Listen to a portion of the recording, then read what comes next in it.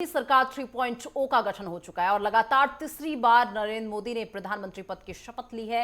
71 मंत्रियों ने पद और गोपनीयता की शपथ ली है। इस बार केंद्रीय मंत्रिमंडल में सामाजिक समीकरणों से लेकर सभी राज्यों के प्रतिनिधित्व का ध्यान रखा गया है। ओबीसी और एसईबीसी वर्ग से 29 मंत्री बनाए गए हैं, वहीं सामान्य वर्ग से 28 और अनुसूचित जाति से 10 मंत्री बनाए गए हैं। 5 एसटी और 7 महिला नेताओं को भी मंत्रिमंडल में जगह मिली है।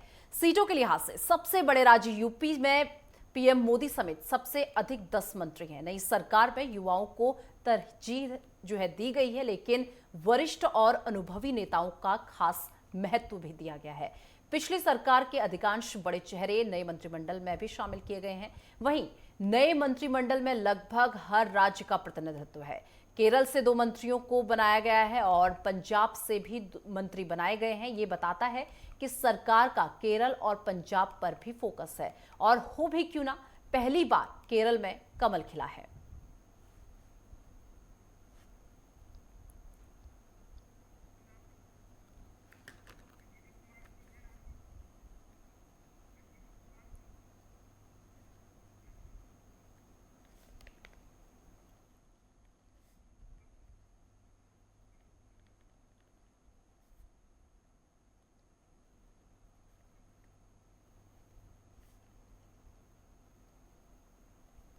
और चलिए इस पूरे मुद्दे पर करेंगे चर्चा। उससे पहले कुछ खास मेहमान इस वक्त हमारे साथ जुड़ चुके हैं। सबसे पहले आपको परिचय से करवा देती हूँ। राजनीतिक विश्लेषक अंजनी कुमार सिंह जी इस वक्त हमारे साथ जुड़ चुके हैं और वरिष्ठ पत्रकार सुशील वकील जी इस वक्त हमारे साथ जुड़ चुके हैं। सीधा अंजनी जी आपके पास आते हुए, देखिए मोदी कैबिनेट ने कल शपथ ली है, किस तरीके से देख रहे हैं? 71 मंत्री बनाए गए हैं, किस तरीके से देख रहे हैं इसे?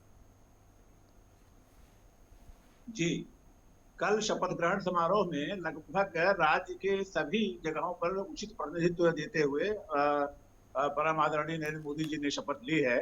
उनके प्रधानमंत्री की उनके कैबिनेट में लगभग सारे राज्यों से और उचित प्रतिनिधित्व देते हुए कि कितना प्रतिशत सवर्णों को, कितना प्रतिशत अनुसूचित जाति जनजाति को, कितना प्रतिशत ओबीसी को, सभी को समानुपातिक रूप से प्रतिनिधित्व देते हुए उन्होंने अपनी सरकार का गठन किया है। और ये चूंकि अभूतपूर्व ये तो है ही है, लेकिन पिछले वर्ष की तुलना में 2014-2019 की तुलना में चूंकि ये एनडीए कैबिनेट है, इसलिए बहुत ही संतुलन के साथ उन्होंने अपने कैबिनेट में मंत्रियों की जगह दी है। और सारे के सारे राज्यों से ऐसे ऐसे चेहरों को उन्होंने जगह दी है जो अपने अपने राज्यों में कई बार जीत दर्ज करने के बाद, जीत भी उन्होंने कई बार दर्ज की, भारी भारी वोटों से जीत दर्ज की और अपने अपने क्षेत्र में उन्होंने काम भी किया। कार्य तो देखा जाए, मोदी जी ने पूरे राष्ट्र में, पूरे भारत में जो ऐतिहासिक फैसले किए और जिनको बीते लगभग कई दशकों से मैं देख रहा हूं, कांग्रेस के शासनकाल से लेकर के आज तक लगभग किसी प्रधानमंत्रित्व के काल में ये नहीं रहा कि वो ऐतिहासिक निर्णय ले सके। और शायद ऐतिहासिक निर्णय लेने से डरते रहे या अपने वोट बैंक खिसक जाने के चलते वो ऐसा नहीं कर पाए या जो भी कारण रहा हो, इतने ऐतिहासिक निर्णयों के बावजूद, इतने कार्य के बावजूद अगर मोदी गवर्नमेंट अपना मतलब एनडीए गवर्नमेंट मतलब फार्म कर रहे हैं, बहुमत उनको कहीं न कहीं कमी रह गई, तो मैं यही कहूंगा कि उनको उचित टिकट का बंटवारा में या तो कहीं न कहीं रिक्तता रह गई या जो सीटिंग एमपी थे वो अपने क्षेत्रों में अपनी बात नहीं पहुंचा पाए, जनता के कहीं न कहीं नाराजगी का शिकार रहे या कहीं न कहीं उनको ये डर सताने लगा कि अगर ये फिर से बहुमत में जाएंगे तो हो सकता है संविधान में परिवर्तन हो या आरक्षण के मुद्दे पर बहुत सारी गलत अफवाहें फैलाई गई, जो भी कारण रहा हो। लेकिन फिलहाल कल जब मोदी जी ने शपथ लिया तो मैं मानता हूं कि जनता के साथ साथ ये पूरे भारत के लिए गर्व का विषय था कि तीसरी बार इतिहास अपने आप को दोहरा रहा था। पंडित नेहरू जी ने 3 बार शपथ लेकर के भारत के प्रधानमंत्री पद को सुशोभित किया था, लेकिन नरेंद्र मोदी जी ने तीसरी बार शपथ लेकर के उनके बराबरी को तो रिकॉर्ड किया ही, लेकिन बराबरी के साथ साथ निर्वाचित तीसरी बार थे। पहली बार तो वो प्रधानमंत्री बने थे, स्वतंत्रता प्राप्ति के बाद उनको बनाया गया था, लेकिन निर्वाचन के आधार पर अगर देखा जाए तो यह अतिशयोक्ति नहीं होगी कि पंडित जवाहरलाल नेहरू से भी आगे उन्होंने एक लकीर खींची, एक बड़ी लाइन खींची। जी चलिए ठीक है। सुशील वकील जी भी लगातार हमारे साथ बने हुए हैं। सुशील वकील जी, देखिए जिस तरीके से बात कर ली जाए, 2024 में मोदी का ये सबसे बड़ा मंत्रिमंडल है। देखिए 2014 की अगर मैं बात करूं तो 46 मंत्री थे, 2019 में 58 और 2024 में प्रधानमंत्री मोदी को लगाकर 72। तो देखिए सबसे बड़ा 2024 में अगर देखा जाए तो सबसे बड़ा मंत्रिमंडल ये रहा है 2024। देख लीजिए, मैं निशा जी, पहले 2014 में बीजेपी की अपनी मेजोरिटी आई थी, तो इसलिए बाकी जो अलायंस पार्टनर थे उतना इतना डिपेंडेंट नहीं रहना पड़ा। लेकिन इस बार इनके साथ जितने भी गठबंधन में लोग हैं, उनको भी तो हर एक को खुश करना है। ये पहली बार हो गया 2024 में कि मोदी जी ने जो अपना कैबिनेट बनाया या अपने मंत्रालय में जितने भी मंत्री वगैरह रखे, चाहे मिनिस्टर ऑफ स्टेट हो या इंडिपेंडेंट चार्ज के हो, तो सबको इक्वल रिप्रेजेंटेशन दिया है। ऐसा है कि कोई भी जो एनडीए पार्टनर है इस टाइम कोई नाराज नहीं है, एक्सेप्ट कि जो ये अजीत पवार जी है, उन एनसीपी के या प्रफुल्ल पटेल जी को दिया था minister of state independent charge, वो मानते नहीं कि कैबिनेट रैंक के लिए। बाकी जितने भी गठबंधन में इनके लोग हैं सारे खुश है। अब ये पहली बार हो रहा है कि हर देश के हर कोने से रिप्रेजेंटेशन मिली है, हर जाति को रिप्रेजेंटेशन मिली है। यहाँ तक कि केरला में एक या दो सीट जो इनकी आ गई, वहां पर भी एक दो मंत्री ला रहे हैं ये। पंजाब में जो रणवीर सिंह बिट्टू जी है, तो वो तो हार गए थे, लेकिन पंजाब को भी रिप्रेजेंटेशन दे दी। यूपी में जहाँ इनको 35 सीटें कुल मिल गई, और 35 सीटों के बहुत सारे सीटों के हारने के बावजूद भी ये यूपी में इन्होंने 11 मंत्री बना दिए। और जो पहले ये मुख्यमंत्री को हटाया गया था कि कुछ अपने कारणों से, कि पार्टी ने जो समझा कि ये इनका आगे रहना मुनासिब नहीं है या इनकी वजह से थोड़ा लॉस हो जाएगा पार्टी को, वहां से हटाया गया, तो उनको यहाँ से भी एडजस्ट किया गया। इक्वल रिप्रेजेंटेशन, हर एक को खुश करने की कोशिश की। और जितने भी कल जितने भी ये अलायंस के पार्टनर थे, जो भी पत्रकारों से आकर या इनसे इंटरव्यू देते, सब कह रहे थे नहीं जी, हम बड़े विश्वास थे, जो हमारी ज्यादा ये आशाएं भी नहीं थी, जितनी हमारी आशाएं थी वो पूरी होगी। और ये पहली बार हो रहा है ऐसा कि मोदी जी का, डिस्पाइट के उनकी अपनी मेजोरिटी नहीं मिली, लेकिन नहीं तो जनरली क्या होता है, जहां भी ऐसे सरकार बनती है तो सारे खींचातानी करने लगते हैं। लेकिन इसमें यह चीज नहीं देखा गया अभी तक। खाली एक्सेप्ट के एनसीपी के में थोड़ी नाराजगी कि वो चाहते हैं कि हालांकि एक दो सीटें उनकी खुला है, वो उस पर एक कैबिनेट पोस्ट चाहते हैं, लेकिन वो जो सरकार देने को तैयार नहीं है। लेकिन फिर भी बातचीत चल रही है, और अभी तक उन्होंने अपने पते नहीं खोले। ये नहीं कह रहे कि हम नाराज हो गए, वो कह रहे हैं हम इंतजार कर रहे हैं कि मोदी जी या मोदी जी के जो ये खास लोग हैं वो क्या इस बारे में थोड़ा सा ये एक्शन ले लें। ओवरऑल जो देखा जाएगा तो सारे रीजन खुश है, हर एक को रिप्रेजेंटेशन इक्वल मिलती है। बिल्कुल। चलिए, अंजनी कुमार जी भी लगातार हमारे साथ बने हुए हैं। अंजनी जी, देखिए, जिस तरीके से बात कर ली जाए, सबसे ज्यादा जो मंत्री हैं वो उत्तर प्रदेश से बनाए गए हैं, 11 मंत्री बनाए गए हैं। उसके बाद बिहार से बनाए गए हैं 8, महाराष्ट्र से 6, गुजरात से 5, कर्नाटक से 5 और मध्य प्रदेश से 5, राजस्थान से 4, आंध्र प्रदेश से 3, ओडिशा से 3, हरियाणा से 3, झारखंड से 2, पश्चिम बंगाल से 2, तेलंगाना से 2, असम से 2, केरल से 2 और सभी राज्य जो बाकी राज्य बने उनमें से एक एक जो है मंत्री बनाए गए हैं। लेकिन सबसे अगर बात कर ली जाए उत्तर प्रदेश की, तो देखिए 11 मंत्री यहां से बनाए गए हैं। किस तरीके से देख रहे हैं इसे? देखिए, उत्तर प्रदेश से 11 मंत्री बनाया जाना बिल्कुल उचित निर्णय कहा जाएगा, इसलिए कि उत्तर प्रदेश से सर्वाधिक सीटें उत्तर प्रदेश की लोकसभा की हैं। 80 सीटों में से अगर 11 को उन्होंने मंत्री बनाया है तो उनका निर्णय एकदम उचित है, उचित प्रतिनिधित्व उन्होंने दिया है। बाकी राज्यों की इतनी सीटें भी नहीं हैं जितनी सीटें उत्तर प्रदेश से जो है उनको मिली हैं। और उत्तर प्रदेश हमेशा प्रधानमंत्री के चुनाव में, उत्तर प्रदेश से हमेशा प्रधानमंत्री लगभग उत्तर प्रदेश निर्णायक भूमिका अदा करता रहा है प्रधानमंत्री पद तक पहुंचने में। इसके पहले भी अगर आप गौर करें 2014, 2019 या उसके पहले 90 के दशक में जाएं, तो उत्तर प्रदेश की भूमिका हमेशा महत्वपूर्ण रही। उत्तर प्रदेश की बात सिर्फ इसलिए नहीं कर रहा हूं कि कोई पक्षपातपूर्ण या उत्तर प्रदेश का निवासी होने के नाते बात कर रहा हूं। उत्तर प्रदेश हमेशा निर्णायक रहा और इसके पीछे इतिहास गवाह।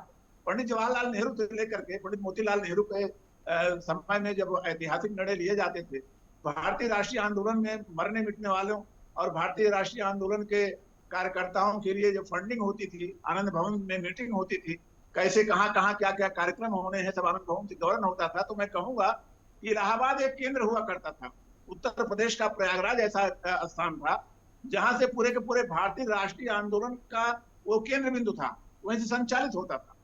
उसके बाद धीरे धीरे जब सरकारों का गठन हुआ तो आप देखें, चाहे इंदिरा जी रही हो, चाहे विश्वनाथ प्रताप सिंह रहे हो, जितने भी हो, लगभग सबसे अधिक उत्तर प्रदेश ने उनको देश को प्रधानमंत्री दिए। तो ये कहना कि उत्तर प्रदेश में सर्वाधिक मंत्री बनाए गए और राज्यों से कम मंत्री बनाए गए, उसके दो कारण हैं। एक तो राज्यों में उत्तर प्रदेश के अलावा लोकसभा की सीटें कम है, और दूसरी बात कि उत्तर प्रदेश में लोकसभा की सीटों के हिसाब से जो आबादी है, जो जनसंख्या है, जो वोटिंग का प्रतिशत है, उस हिसाब से रिप्रेजेंटेटिव तय किए जाते हैं। इसका संविधान भी गवाह रहा है और संविधान विशेषज्ञ भी जानते हैं। तो ये कहना कि उत्तर प्रदेश से सर्वाधिक मंत्री बनाए गए, मंत्री तो हर क्षेत्र से बनाए गए, हर जगह प्रतिनिधि दिया गया। हाँ, ये बात जरूर कहूंगा कि जहां पर प्रदर्शन खराब रहा, जहां के सिटिंग मंत्री हारे, लगभग 10 मंत्री इनके अब की बार हार का सामना करना पड़ा 10 मंत्रियों को, तो जहां से हारे हैं वहां फिलहाल अभी चुप्पी बनी हुई है। वहां के लोगों को ऐसा नहीं है कि वहां के लोगों को प्रतिनिधित्व नहीं दिया जाएगा, प्रतिनिधित्व मिलेगा, प्रतिनिधित्व मिला भी है। और जो भी उत्तर प्रदेश का मंत्री बना है, चाहे 11 मंत्री बने हों, चाहे मध्य प्रदेश से जो भी बने हों, वो दरअसल किसी प्रदेश के मंत्री नहीं है, वो पूरे भारत के मंत्री हैं। बिल्कुल। भारत के हर राज्य को वो अपने भारत के हर राज्य उनका राज्य है। ऐसा नहीं कि उत्तर प्रदेश में मंत्री बन गए तो भारत के हर राज्य का प्रतिनिधित्व जो है शून्य हो जाएगा। जब राष्ट्र में केंद्रीय मंत्रिमंडल का गठन होता है तो केंद्रीय मंत्री उस राज्य का मंत्री नहीं, अपने पूरे भारत का मंत्री होता है। तो सारे राज्यों में तो वो अपना काम करेंगे ही, चाहे शिक्षा मंत्रालय हो, चाहे गृह मंत्रालय हो, चाहे रक्षा मंत्रालय हो। माननीय राजनाथ सिंह उत्तर प्रदेश से बिलोंग करते हैं, लखनऊ से रिप्रेजेंटेटिव हैं, तो ऐसा थोड़ा है कि अगर रक्षा मंत्री या गृह मंत्री जो भी बनाए गए भविष्य में, तो गृह मंत्री उत्तर प्रदेश का होगा, पूरे भारत का गृह मंत्री होगा। तो राज्य की जहां तक बात है, ये विधानसभाओं में देखा जाता है कि किस जिले से कितने रिप्रेजेंटेटिव को कितना मंत्रिमंडल में स्थान दिया गया है, वो अपने क्षेत्र में विकास कर पाएगा कि नहीं कर पाएगा। लेकिन ओवरऑल जब राष्ट्र की बात होती है तो एक मंत्री पूरे देश का मंत्री होता है, किसी प्रदेश का मंत्री नहीं होता।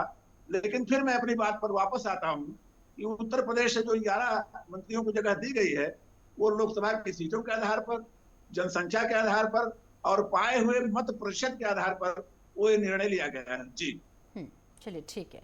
सुशील जी काफी समय से हमारे साथ बने हुए। सुशील जी, देखिए, कार्यभार संभालते ही प्रधानमंत्री ने आज एक बड़ा फैसला लिया है। किसान सम्मान निधि जारी करने का आदेश उनकी तरफ से दिया गया है। किसान सम्मान निधि की जो फाइल है उसमें उसे उन्होंने पास कर दिया है। किस तरीके से देख रहे हैं, क्योंकि जिस तरीके से हरियाणा की हम बात करें, देखिए 10 लोकसभा सीटों वाला ये राज्य है, लेकिन केवल 5 सीटें उनके खाते में आ पाई। कहीं ना कहीं किसानों के गुस्से का शिकार यहाँ पर बीजेपी को बनना पड़ा और आज एक बड़ा फैसला, कार्यभार संभालते ही एक बड़ा फैसला लिया गया है, किसान सम्मान निधि जारी करने का आदेश दिया गया। किस तरीके से देख रहे हैं सर? देख लीजिए कि अभी हरियाणा में 3-4 महीने के बाद इलेक्शन होने वाले हैं। तो हरियाणा में जो जो मुख्य कारण है उसमें एक तो ये चीज है, किसानों का थोड़ा उनका जो रोष है सरकार के खिलाफ, उसके वजह से बीजेपी को थोड़ी डिफीट लेनी पड़ी। बिल्कुल। तो दूसरे मुद्दे भी यहाँ पर अनएम्प्लॉयमेंट वगैरह वो भी तो है ही, लेकिन जो मेन मुद्दा है वो तो किसानों का ही था। लेकिन एक चीज समझ नहीं आ रहा कि इतना 20,000 करोड़ रुपया का फिर भी जो ये आज प्रधानमंत्री ने साइन कर लिया इसका फाइल का, जो इनका यह बन रहा है, उसके बावजूद किसान खुश नहीं है। ये जो टैक्स पेयर्स का इतना पैसा जा रहा है किसानों को, 3-4 इंस्टॉलमेंट साल में मिल रहे हैं, उसके बावजूद भी इतना खाते पैसा खर्च के बाद जो बेसिकली जो पैसा है वो तो टैक्स पेयर्स का मनी है, उसके बाद भी खुश नहीं होते हैं। ये पहला जो काम प्रधानमंत्री ने किया, हम सोच सकते हैं कि देखो जी ये अन्नदाता है हमारे यहाँ, अन्न देते हैं हमें, लेकिन इस चीज पे कुछ आगे थोड़ा ये होना चाहिए, बहस एक होनी चाहिए कि अगर इतना पैसा सरकार दे रही है, किसान खुश क्यों नहीं हो रहे हैं। अभी आज इस साल में रिलीज हो गया तो 1 महीने 1.5 महीने के बाद फिर देखेंगे किसान बॉर्डर पे आ रहे हैं। लेकिन सरकार के पास भी कुछ मजबूरियां हैं कि किसान एक साइड से खुश होते थे, दूसरी बेल्ट में नहीं होते, दूसरी बेल्ट में होते थे, तीसरी जगह से नाराज हो रहे हैं। ये किसानों का जो है, जब तक इनका फंडिंग वगैरह जो कि पंजाब में हो रहा है, जो से इनका आप गवर्नमेंट थोड़ा बाया कर रही है, या विदेशों से 2-3 या जगहों से भड़का रहे हैं, जब तक यह सॉल्व नहीं हो जाएगा तब तक ये किसानों का जो किस्सा चलता रहेगा। चाहे प्रधानमंत्री एक इंस्टॉलमेंट दे दे, 2 दे दे, 3 दे दे, ये आंदोलन इनके चलते ही रहेंगे। लेकिन फिर भी ये अच्छी है पहल है प्रधानमंत्री की। अभी ऑफिस में पहली बार गए तो पहली बार उन्हीं का जो इंस्टॉलमेंट है वो उस पर फाइल पे साइन कर दिया। हम चाहते हैं कि अन्नदाता हमारे यहाँ वो खुश हो जाए, ताकि ये जो बार बार लोगों को बड़ी परेशानियों का या सामना करना पड़ता है, बोर्ड रूम पे जो बंद हो जाते हैं, 100-150 किलोमीटर दूरी से आना पड़ता है, पेशेंट से तड़पते हैं या एम्बुलेंस को आने नहीं देते हैं। हम चाहते हैं कि वो चीज़ें न हो जाए। बाकी ये जो प्रधानमंत्री का स्टेप है हम वेलकम करते हैं, ताकि अन्नदाता या हमारे जो है वो भी खुश हो जाए। ये किसानों का हरियाणा में एक बड़ा मुद्दा रहा, किसानों की वजह से ही बीजेपी को ये 5 सीटें कम हो गई यहाँ पर। तो यही सही हाल है यूपी का भी जो आज तक का ये कहा जाता था दिल्ली में जो सरकार बनाता था यूपी के गेट से ही आना है, लेकिन ये पहली बार हो गया कि यूपी में ये इतना बुरा हाल हुआ है बीजेपी का। अगर प्रधानमंत्री मेरे को लग रहा है साउथ में नहीं जाते, बड़ी मेहनती करते, ये तो बीजेपी के लिए इस बार एनडीए के लिए बड़ा बुरा हाल होता है। लेकिन ये शुक्र था कि अगर ये यूपी में थोड़ा सेटबैक आ गया, साउथ वगैरह बाकी स्टेटों से थोड़ा बहुत कम्पेंसेट हो गया। ठीक है अंजलि जी, जिस तरीके से बात की जाए इस मंत्रिमंडल में जो है हर किसी का बहुत ध्यान रखा गया, हर एक वर्ग का इसमें ध्यान रखा गया। वहीं अगर महिलाओं की बात कर ली जाए तो देखिए मोदी मंत्रिमंडल में 7 महिलाएं जो है उन्हें जगह मिली है यहाँ पर। जी बिल्कुल, 7 महिलाओं को जगह दी गई है और पहले भी महिलाओं का ध्यान रखा जाता था। और जहां तक महिला का सवाल है तो ऐसा कोई विशेष बिंदु नहीं है ये कहा जाए कि महिलाओं को स्थान अगर कम दिया गया या अधिक संख्या दी जाती तो उससे महिलाओं का जो है उनके कल्याण का प्रतिशत, उनका कल्याण अधिक होता है या उनके उन्नयन में जो है वो और ज्यादा इजाफा होता है, ऐसा नहीं। जो मंत्रिमंडल होता है किसी भी सत्ताधारी दल का, वो मंत्रिमंडल का ये कार्य और उद्देश्य होता है कि अगले पूरे के पूरे पंचवर्षीय योजना में हम ऐसा कार्य करें, ऐसी विकासकारी योजनाएं लाएं, कल्याणकारी योजनाएं लाएं, ऐसा हम राष्ट्र के उन्नयन को ऐसे रास्ते पर ले जाएं ताकि 5 वर्ष पूरा होने के बाद भी हमारी साख बरकरार रहे और जब हम लोकसभा के चुनाव में जाएं तो जनता के प्रति जवाबदेह हो। जनता हमसे सवाल करे तो हम उसको पूर्ण रूप से संतुष्ट कर सकें कि हमने 5 सालों में किया क्या। जहां तक महिलाओं का प्रश्न है, ये अब जो है ये बात जरूरी हो गया है, उठना ये बात उठती भी है, महिला विमर्श में भी, स्त्री विमर्श में भी उठती है, बड़े बड़े मंचों पर उठती है कि महिलाओं को प्रतिनिधित्व कितना दिया गया, महिलाओं को कितना आरक्षित किया गया, महिलाओं को लोकसभा में सदन में कितनी जगह दी गई, टिकट कितना दिया गया, कितने जीते और कितने को मंत्री बनाया गया। ये लाजिमी बात है उठने के लिए। तो उस हिसाब से जितने महिला शक्तियों को उन्होंने मंत्रिमंडल में जगह दिया है वो फिलहाल कम नहीं है।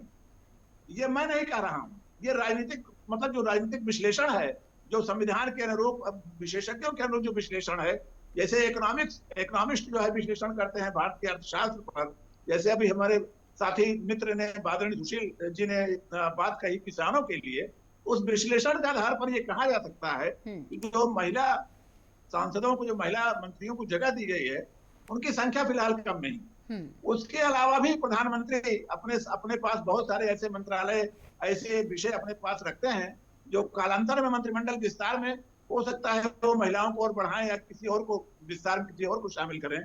फिलहाल मौजूदा परिप्रेक्ष्य में जो मौजूदा मंत्रिमंडल का दृश्य है उसमें महिलाओं को स्थान मेरे हिसाब से कम नहीं दिया गया है। जी ठीक है सुशील जी, इस तरीके से बात कर ली जाए, देखिए बीजेपी इस चीज में एक्सपर्ट है, इसे जो है हर किसी को मानना पड़ेगा क्योंकि वो अपने सहयोगी दलों के साथ बड़े ही बैलेंस तरीके से चलती है।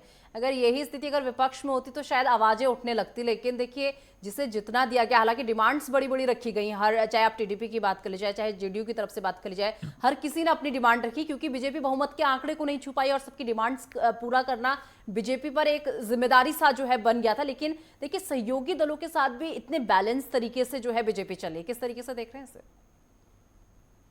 देख लीजिए आप, ये एनडीए का जो आ गया, इनका अच्छी तो बहुमत नहीं आ गई लेकिन सीटें अच्छी आ गई। जो आपने इनके साथ जो मेन ये आपने जो 5-6 पार्टनर्स है, जैसे टीडीपी का ले लीजिए 16 सीटें, या जेडीयू लीजिए 12 सीटें, बाकियों की 1-1, 2-2 सीटें करके, फिर भी उसके बावजूद भी मोदी सरकार ने हर एक को इक्वल रिप्रेजेंटेशन, जिसकी एक भी सीट थी उसको भी दे दी, जिसके पास 14 थे उसको भी, हम 16 थे उसके बाद 2-3 दे दिया, जिसके पास 12 थे उनको भी खुश कर दिया। क्योंकि ऐसा चीज है कि बीजेपी जो एनडीए एक डिस्प्लिन टाइप का यह है, ऑर्गेनाइजेशन है, यह गठबंधन है। इसी बावजूद देख लीजिए, अगर आप इंडिया गठबंधन जीत लेता, अभी तक तो सारे आपस में लड़ते रहते हैं कि हमारे तो यह होम मिनिस्ट्री मैं रहूंगा, प्रधानमंत्री मैं रहूंगा, यह बनने से पहले ही टूट जाता है। देखिए यहाँ भी यह कि बीजेपी में एक चीज है, डिस्प्लिन पार्टी है, यहाँ पर वो चीजें नहीं होती है, पहले से तय होता है। आप देख लीजिए तो कल मोदी जी ने वो क्लियर भी कर दिया ये चीज कि हमें जो कार्य करने वो करने हैं। ये चीज नहीं कि उसमें कोई बाधा डाले या कोई चीज, थोड़ा बहुत वो इंडिकेशन कल वो दे दिया मोदी जी ने अपने भाषण में। इसलिए ये जो एनडीए और ये इंडिया गठबंधन में जो फर्क है, बड़ा या आसमान जमीन का फर्क है। वो बनने से पहले ही टूट जाता, लेकिन यहाँ पर अभी तक तो बड़े आराम से सारा हो गया। हर एक को इक्वल रिप्रेजेंटेशन मिली। जो जहाँ पर कोई जीते भी नहीं थे उनको भी मंत्री बनाया गया। जहाँ यूपी की बात कर लीजिए, यूपी में कम सीटों के बावजूद भी इतने मंत्री लाना, ये चीज दिखा रहा है कि बीजेपी चाहता है, एनडीए चाहता है कि यूपी में जो है थोड़े बहुत सेटबैक आ गया, ये चीज यूपी के लोग ये ना समझे कि हम अब उनको ये बदला ले रहे हैं, उनसे ये कर रहे हैं कि उनका कमी कर दी। यूपी को भी खुश कर दिया। हरियाणा में अब इलेक्शन आ रहे हैं, हरियाणा को भी 3 से ये मंत्री बना दिया, उनका भी ख्याल रख दिया।